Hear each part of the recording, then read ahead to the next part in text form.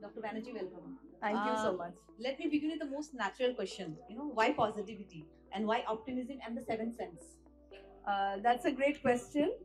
Uh, I think the whole purpose of life is to live happily. So I think when you're born and you lead a life, we look at a very happy life. So hence, positivity is that connects you through the different phases of life. So that's where positivity comes from. And when we say optimism, it talks about a choice that you make to be more resilient, to pick up the best in the situation that you're in. And of course, the mystery of seven sense is something, as you ask me more questions, I will delve into it. But optimism and seven sense is nothing but your optimistic intelligence. Okay, ma'am. Maybe you can elaborate a bit about the seventh sense thing. So I think if you look at the whole idea of when you talk about a sixth sense, we talk about five senses and sixth sense, we talk about intuition, right? And while I was doing a lot of research on identifying failures and success in life, we found out that one of the point connecting the success in life was nothing but your sheer resilience, not to give up attitude. So it is a kind of intelligence which is given the name of optimistic intelligence. In other words, your seventh sense. The good part is it can be actually one can identify and improve their own seventh sense. So you need not, it's not an IQ, it's a kind of EQ where you can develop it throughout your life based on your experiences, based on the choices that you make. So that's what seventh sense is all about. So it is a very powerful, I would say an intelligence in you that is latently there. The more you nurture it, better you can be at your seventh sense. Thank you so much, ma'am. Ma'am, you have spent decades, in leadership roles within higher education. Like, how has the practice of positivity influenced, your own decision-making roles? Wonderful, Pallavi. I think the background of this book also, that's how the book was born. I was working and doing a lot of executive coaching, leadership coaching, both in institutions with young leaders, with my own scholars who are doing their doctoral studies or master's or undergraduate courses, or when I'm doing as a leadership coach with the corporate world. So one of the things which was always I was toying on with the idea of that why some people are successful while others are not. And as a behavioral scientist, I was passionate in developing tools. So I developed the tool called Optimism Index, which has both psychometric properties. And I'm happy to say that it is used as not only a screening tool for mental health, because it tells you the threshold at which you are in, but it also helps you to identify your strengths. Through the tools, you can classify people. So I think that's where that whole background that is created within that, how that optimistic intelligence can be measured. And that is, as a leadership role, it is extremely critical. If you see the testing time, today India and world over, we are seeing the geopolitical crisis. And if you look at, everything is dependent on decision making. So if you look at Optimism Index, if you have it, if leaders possess seventh sense, if they work towards developing their seventh sense, they will definitely come out winners. It's not about winning and losing constantly, but it's about making the right decisions. So that is what I think your trait, your capability, your intelligence, it is an attitudinal intelligence. So it is not to do with your IQ that you're born with, but this can be nurtured throughout your lives. Thank you so much, ma'am. Ma'am, how will you define positivity in a realistic everyday context? Take life as it comes, be rational, and take up. It's a choice you make. In the same situation, you're stuck in a traffic jam and you have to reach to a destination. If you are not in that positive frame of mind, chances are that you mess up your route as well. You make a mistake while you're driving, you park at a wrong place. So your whole intention of getting to the goal can be limited. So positivity allows you. It's that trust, it's joy, it's also happiness. It's that the way you want to behave, your predisposition to a situation that you're in is your positive mindset, ability to accept the situation as it is. So that's what positivity is. Like ma'am, like this positivity, like the power of positivity, can exist with difficult emotions like fear and anxiety, which is like A great question, I must say that if you see within the book also, people who are interested, a free tool has been given in the book, and you will see that you can classify yourself based on if you come into the threshold level of green zone, you may be more anxious. But if you are aware of yourself, because when we talk about emotional intelligence, the first thing is about awareness of self. So when you're aware of yourself, you are able to handle the crisis. So sometimes you cannot change the situation, but the way you handle the situation makes you successful in that endeavor. So that is one of the main fulcrum, and it can also be used. It's a toolkit. It's a book which can help you to grow. It is a book where a lot of interesting case studies are there. If you look at those cases, you will find out that it is but natural that your life is not a bed of roses. It has to be roller coaster. Like if I talk to a lot of my young friends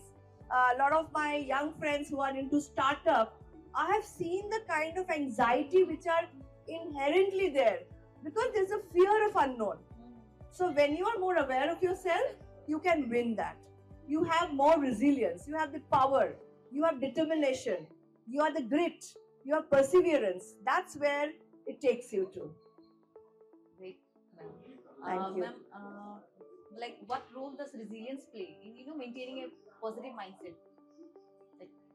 So, I mean, have you seen many of the younger people I can see here that you go to the gym, right? What do? You do strength training. So, if you take it back to your life, you need to also strengthen your mental capabilities. So, giving that simile and metaphorically, if you understand, resilience is nothing but the inner strength that you're building in through your predispositions, through whatever personality trait you may be in, through the situation that you're in. You are becoming more capable. You are becoming more conscious of the things that you already possess, what you can do with it, the decisions that you can take. So that's where it becomes your power. So seventh sense becomes this optimistic intelligence, which gives you an inherent power.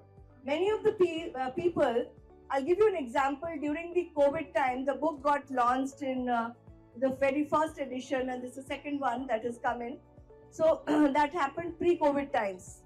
So I do remember my phone was constantly ringing in 2020 when people face sudden crisis and people are unaware and unable to handle. You will see people who are able to survive crisis are the ones who are more resilient, who believe in there is hope, there is determination. There is, of course, you have to have a direction, but that's where it happens. Thank you, ma'am. Ma'am, do you think a positive mindset should be consciously developed? We should be conscious. So here, let me take you back. Like we are talking about intelligence. It's an attitude. Like you know that if you want to be winner in an interview, what you do, you say you should have a right attitude. So this positive seventh sense is nothing but your attitudinal intelligence, your emotional intelligence. So what it does, that it prepares you. So right from childhood, it can be actually nurtured, right from schools to primary to senior, when you're into the teenage, the adolescent. So I think yes, it can be taught. It is learnable and can be learned.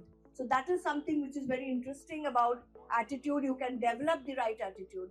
You can always correct. Even age is not a bar. So people have seen people who had earlier issues, pre-adolescent stages, and then they have faced a better situation, a better environment where they get coaching, training, understanding, counseling. They suddenly are able to rise and shine. Right, ma'am. Ma'am, what do you think? Like, there's some many common misconceptions about the power of positive thinking. See, one of the things then when we say optimism, people think that it is in totality. So optimism doesn't mean that there is a utopia around you. There is never going to be a perfect world around you.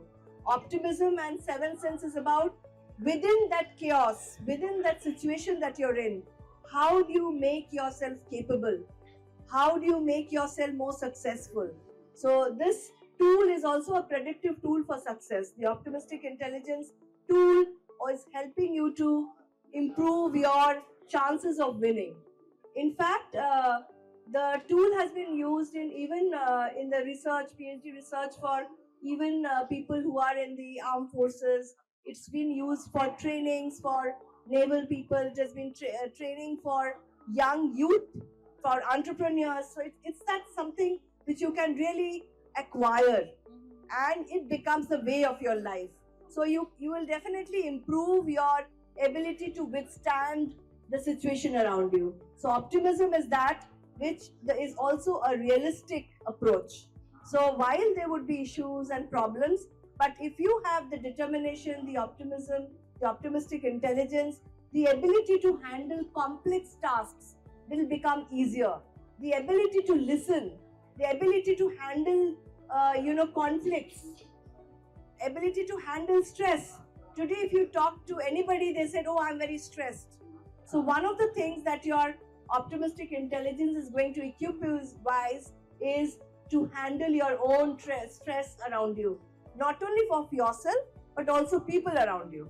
So I have seen youngsters feeling much better once they know that, oh, this is where I need to work on in my daily schedule. This is what I need to improve, whether it is time management or relationship issues.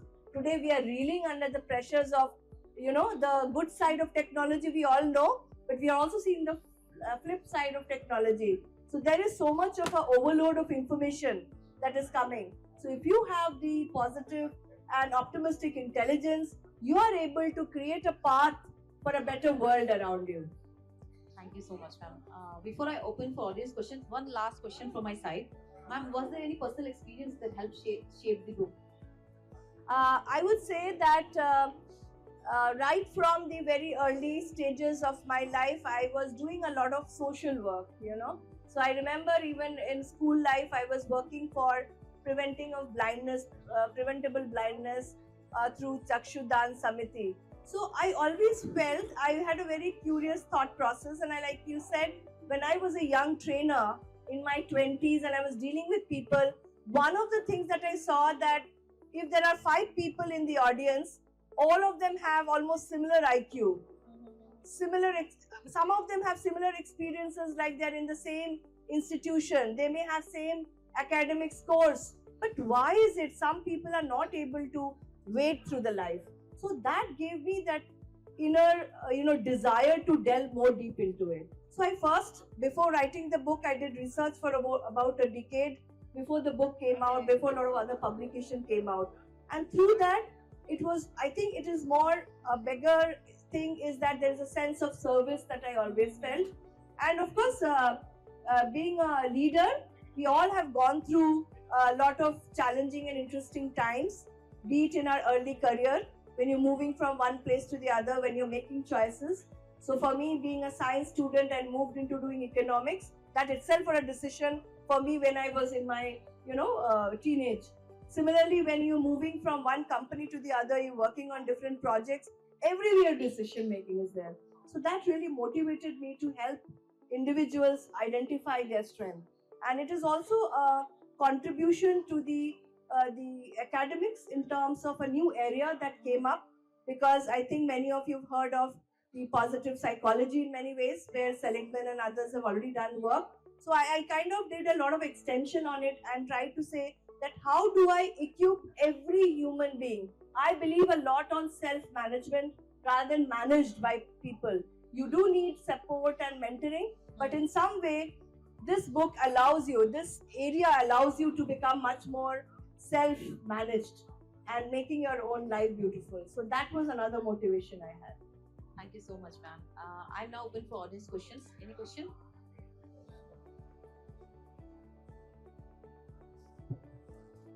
Hello, ma'am.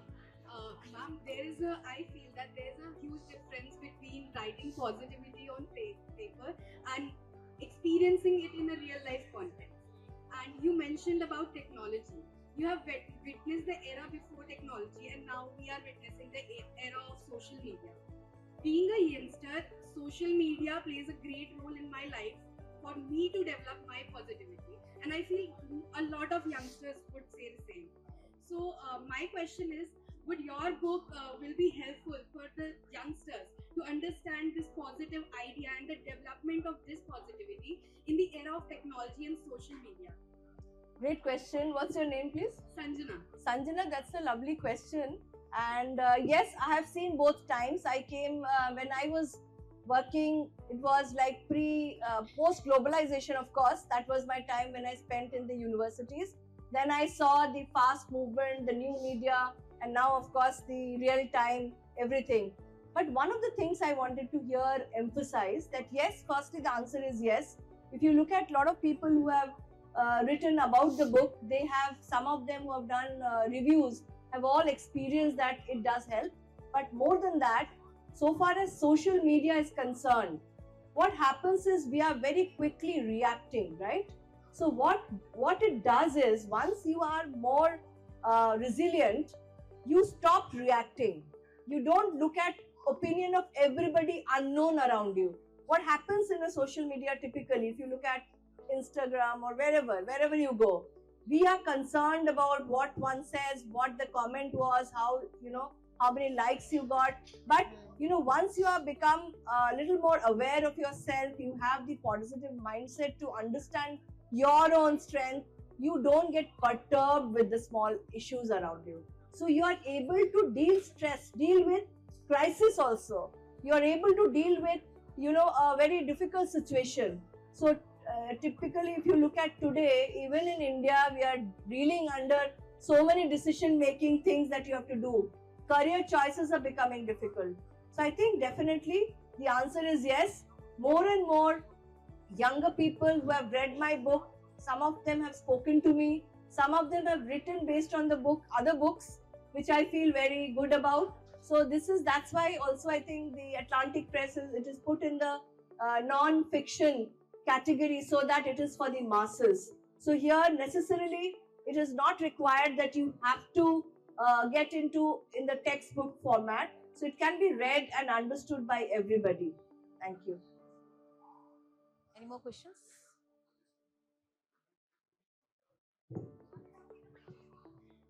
Madam, I think this is your third or fourth book, what I know. So, what was the motivation to write a book on positivity? Thank you, Dr. Jain. That was a nice question. Like I said, the entire journey, I have been working and writing on leadership and behavioral science, on alienation, books in management, some of the applications of today. Of course, I write a lot on AI and how it can impact, and also do some technical understanding, psychometric. One of the things that, actually it is a way forward after understanding all of the nuances while being a coach, a trainer, an academic, a professor, a dean, a vice chancellor. I have realized one of the things that connects us to the world is you and yourself. And for that, you have to make the right choices. So hence, positivity is a choice. Seventh sense is the attitudinal intelligence that every human being can acquire, and it can be learned. So that is where I wanted to emphasize. You're right. Pre-COVID times, positivity seemed very abstract. Bang on, we see a very disruptive, technology-driven world today, and where everybody is grappling, including you've seen that the startups, and we are very proud of India that the young people are into startups. And coaching a lot of young entrepreneurs, I have seen that one of the things that break a young entrepreneur is not money. It is not the lack of ideas, but it is their power of positivity, their ability to handle the stress. You can get a good notebook in 10 minutes, but to develop a skill, you cannot do it in 10 minutes. So I think that's what it is. So positivity, happiness, seventh sense, all is there. but how you interpret and how you apply is what matters. Right, ma'am. Thank you so much, ma'am. Ma'am, this book speaks very strongly to young readers. What advice will you give students who feel overwhelmed by examinations, competitions? Now, my first question is, first of all, knowledge and experience. Both of these things are very critical. So, no shortcuts. If you want to do well in life, hard work, there's no other way but hard work. But at the same time, having the right kind of network. For example, please choose the people around you. You have a choice to make when you take up people, young leaders around you. Have the right kind of mentors who are around you. And of course, like I said, incrementally break down the task that you have to achieve. Nothing is difficult and impossible. And I have seen young boys and girls who have come, and over a period, within 6 months, after going through these sessions of training, they suddenly discover themselves. So please do a self-discovery. For that, of course, we talk in behavioral science a lot on journaling. Yeah, you have fancy gizmos and tools today, so you can write in the air as if you want, but that really helps you in life to put things together, the perspective. I call that the mind maps. See what you wrote in the month of January and what you write in the month of March. It gives you a way forward for you to achieve things. Ma'am, how do you feel like parents and educators can help develop a positive mindset in children? What can be the role of parents and educators? I think one of the thing I believe a lot is also on vicarious learning, which is what you see, you do, So what happens is, I suggest that educators, of course, I know they are very resilient. They're doing a lot of work. They're doing a lot of research. So every educator need to upgrade themselves. I am sitting inside such great, books around me. So firstly, acquire new knowledge. For example, today we are talking about AI. So every educator needs to identify what kind of tools they need, upgrade themselves, create the right network. And for students, definitely, for parents, they have to also sing along. The parents need to possibly spend a little more time, be a good listener. While of course they are the leaders, they have a lot of values through their values itself. The children imbibe values in there. So that aspect is very important. The environment that you provide at home is very important for young learners, specifically before the age of maybe 18. Till you are still adolescent and the formation is taking place, it's very important that how you have the freedom to talk to your elders around you, the freedom to connect to the people in your own family. And it is also a message to the youngsters that even if you are the fear that you may get punished, still talk the right things that are going on in your mind, the truth, express that. Thank you so much, ma'am. Ma'am, before we close the session, any last words for the audience? I think there cannot be a last word, because I want ye dil mange more. So I would like that it should go on, the search for acquiring new knowledge. My last word is, every time you're happy, you win. So you have to adopt to that.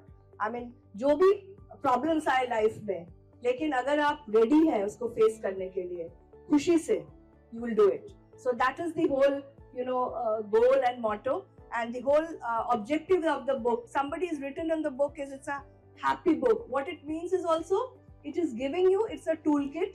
It also allows you to identify what you would like to do, and I would suggest that is what it is. My simple question is that what are the changes from the previous edition and this edition? This is something what somebody who has got the previous edition, what should he do? So since this is a very research-based book, so the tool and all the content are similar.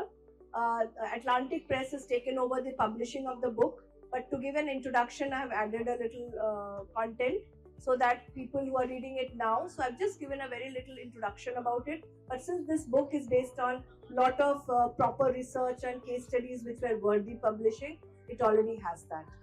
And of course, we are going to go into very many new markets, work a lot with practitioners like you and many others, where we will be seeing that how people can actually easily read it. And another thing is, it's very easy to read book. I made it sure that it doesn't have too much of technicalities in a sense that it becomes a textbook. So it's a book which everybody can read. Thank you. Thank you so much, ma'am. Thank you. It was a pleasure. Hi, this is Dr. Padmakali Banerjee, the book lovers. This is you can get this book from atlanticbooks.com. So any of the book lovers, you're most welcome to get and grab your copy of the book. Thank you.